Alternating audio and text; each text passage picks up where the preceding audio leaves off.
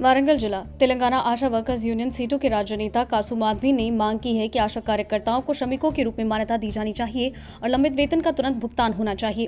तेलंगाना आशा workers union ने सीटों के तत्वाधान में वारंगल डीएमएचओ कार्यालय के सामने बड़े पैमाने पर धरना आयोजित किया और सरकार से मांग पूरी करने की मांग की है।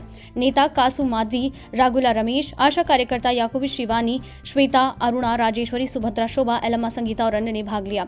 माधवी, रगुला रमेश ने इस अवसर पर कहा कि भाजपा के सत्ता में आने के 10 साल के बाद भी आशा कार्यकर्ताओं की समस्या का समाधान नहीं हुआ। वो न्यूनतम वेतन लागू करना चाहती हैं और लंबित वेतन का तुरंत भुगतान चाहती हैं। तेलंगाना वरंगल नवभारत समाचार से कैमरामैन महेंद्र के साथ अक्रम की रिपोर्ट।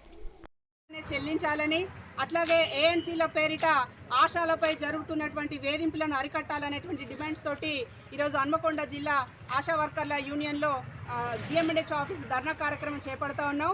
ఇప్పటికైనా ప్రభుత్వం స్పందించి వీరికి పెండింగ్లో ఉన్నటువంటి 2 నెలల పారితోషికాలను చెల్లించాలి, ఏఎన్సీల పేరిట జరుగుతున్నటువంటి వేధింపులను అరికట్టాలని డిమాండ్ చేస్తున్నాం.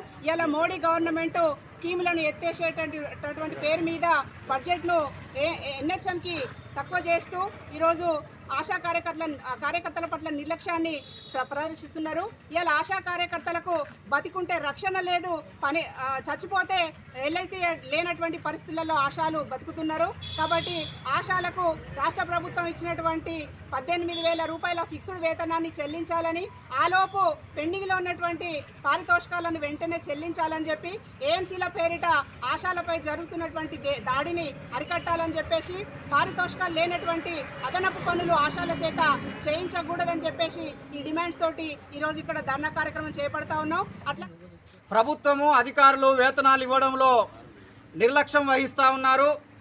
వేతనాలు ఇవ్వడమే కాకుండా వారితోటి పారితోషికంలో లేనటువంటి పనులన్నింటినీ కూడా చేయించి వేధింపులకు గురి చేస్తూ ఉన్నారు. ఇచ్చే వేతనము చాలా తక్కువ వేతనము.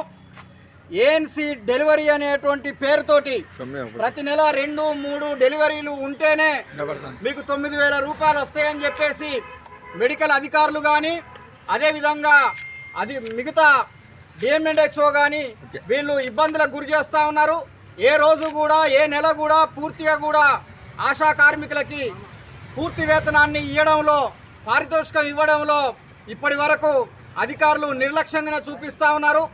దీన్ని సిఐటిగా మేము ఖండిస్తూ 2 నెలల బకాయి వేతనాలు ఇవ్వాలని చెప్పేసి ఈరోజు డిఎంఎన్హెచ్ఓ కార్యాలయం ముందు ధర్నా చేయడం జరుగుతూ ఉంది.